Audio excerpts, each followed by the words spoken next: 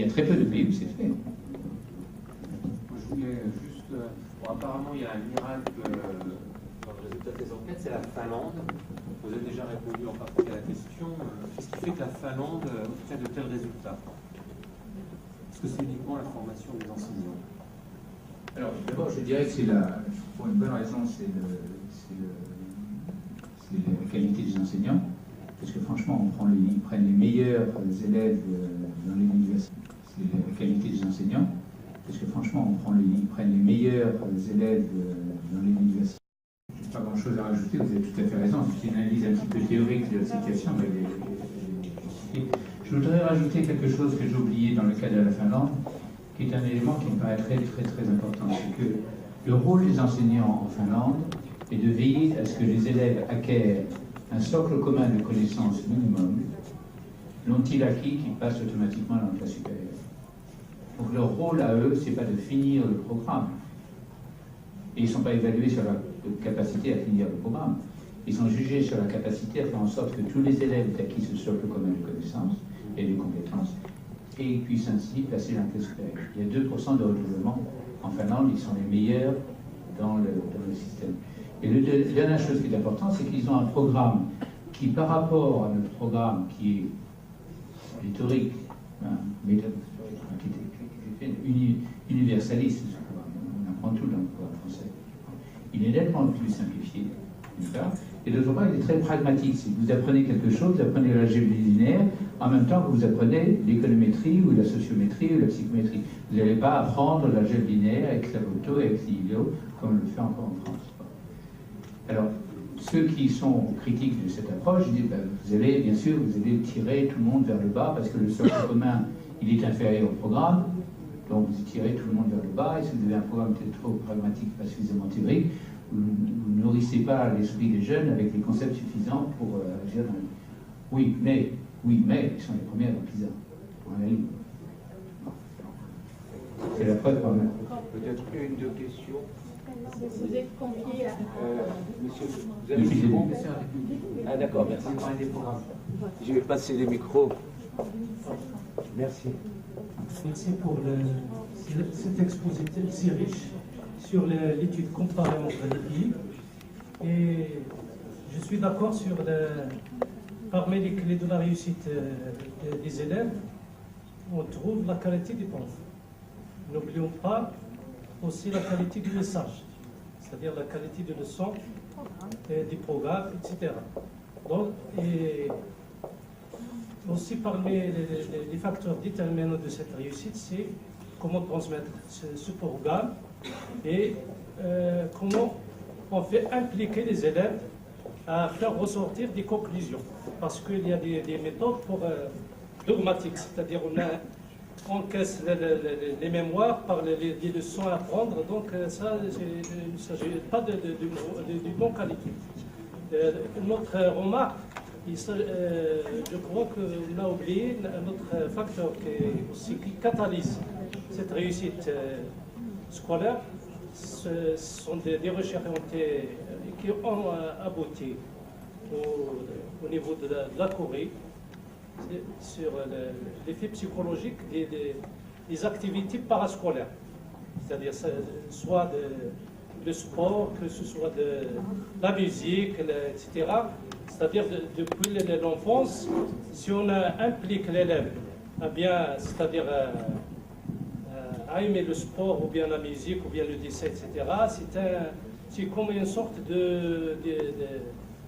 c'est-à-dire de relax pour bien entamer de bonnes leçons, de faire et de déployer des progrès pour bien suivre ces leçons immersives. Oui, juste un mot là-dessus. Je crois que c'est pas tellement la qualité des programmes qui est en cause, par les programmes théoriques qui ne sont pas suffisamment pragmatiques. Mais je crois aussi c'est que la qualité d'un enseignant n'est pas dans sa possibilité à transmettre des connaissances, il est à éveiller la curiosité. À partir du moment où un jeune a son curiosité qui est éveillée, il va bien sûr vouloir apprendre. Par exemple, je vous donne un exemple. Je commençais aujourd'hui un cours sur la géométrie dans l'espace. Je ne sais pas si vous vous souvenez de vos cours de géométrie dans l'espace, mais c'est quelque chose qui est relativement difficile. Si j'aborde mon cours en disant aujourd'hui je vous fais un cours de géométrie de l'espace, le son c'est ça, je crois que je vais décourager une partie des élèves. Si je dis aujourd'hui nous allons apprendre comment marche un boomerang, comme introduction à la géométrie de l'espace. Si aujourd'hui je vous dis, au lieu de commencer un cours sur les mathématiques financières, je vous dis aujourd'hui je vous apprends à spéculer sur les marchés financiers. Est-ce que votre curiosité ne va pas être éveillée? C'est ça qu'il faut trouver. Et c'est ça qui fait un bon prof. Et qui sait imaginer, il sait interpréter le programme pour pouvoir éveiller la curiosité des gens. On va du spécifique au général, au lieu de partir du général. Merci, professeur. Je vois que l'assistant commence à partir. Je sais que les questions vont pas s'arrêter. Le thème est extrêmement intéressant. Merci pour l'exposé du professeur sur ces questions. Certes, on va sortir sans cette fameuse recette pour que nos enfants soient en tête de classe, mais il y a différents paramètres. Chacun essaie d'apporter ce qui semble intéressant. Aimez vos enfants. Oui, d'abord ça. Et en tant que représentant des parents, notre rôle en tant qu'association, c'est d'insister sur la qualité d'enseignement, sur la formation continue des professeurs et essayer d'apporter cette aide à l'enfant pour qu'il réussisse. Alors, juste un mot, je vous passe la parole, madame. Juste un mot, vous êtes tous conviés à un dîner, un cocktail dînatoire. Des questions au professeur. Et je passe, et tout à l'heure, bien sûr, le professeur sera Voilà, là. je vous pouvez lui poser des questions. Je passe une dernière question. Tout à l'heure, vous avez abordé, en comparant le système éducatif privé et le système éducatif public. Vous avez dit que ce n'est pas la bonne qualité du système éducatif privé qui mène à la réussite des élèves, mais parce que dans le système éducatif privé, il y a des bons élèves. Est-ce que cela veut dire que dans le système éducatif public, il y a de mauvais élèves? C'est une question de majorité. C'est une question de majorité, c'est pas un jugement. Dans le système public, vous avez ceux qui n'ont pas la chance de pouvoir s'offrir des écoles privées. Et généralement, ce sont les gens qui ont moins de ressources financières. Et les gens qui ont moins de ressources financières, je suis désolé de le dire, ce sont des gens qui sont moins cultivés, etc. C'est un ensemble. Ce n'est pas un jugement de valeur que je porte sur ces élèves. Et encore une fois, comme je l'ai dit, l'objectif d'équité, c'est l'objectif premier. Ce n'est pas seulement la qualité de quelque chose qui compte, c'est de veiller à ce que les jeunes issus de milieux défavorisés puissent réussir. C'est ça l'objectif.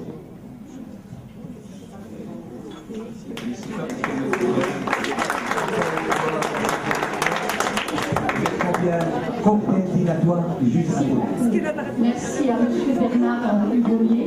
Merci à tout le monde. Un cocktail dînatoire et voilà.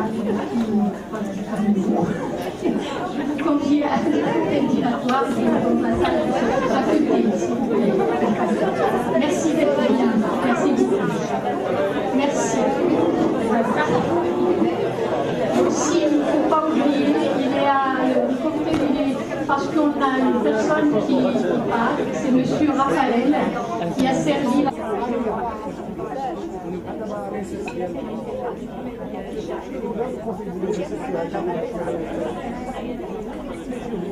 Non,